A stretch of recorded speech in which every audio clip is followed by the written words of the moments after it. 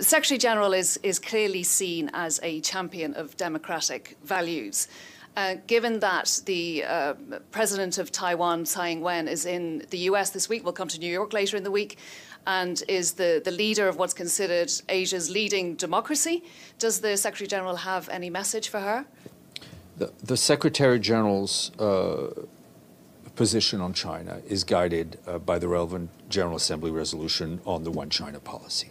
But, sorry, I'm not asking about China. No, I Taiwan, understand, and that's the answer. That's the answer. Taiwan citizens used to be allowed into this building, and they're not allowed now. How did that change? To come into this building, you need to show a government-issued ID from a member state of the United Nations. And what's the authority for that? Was that a GA resolution, I don't know. Or is it just a decision of the Secretary General? Let me if you could try and find out, because also Kosovo passports, there are Kosovo passport holders, including senior Kosovo officials, who brief the Security Council. They're not members of the United Nations. How are they allowed? It seems to me, check, it seems to me all of these people are citizens of the world, and I wouldn't have thought that the Secretary General is someone who wants to practice discrimination. I don't. Some years ago, we tried to have journalists from Taiwan here in that building, and we could not because China said no.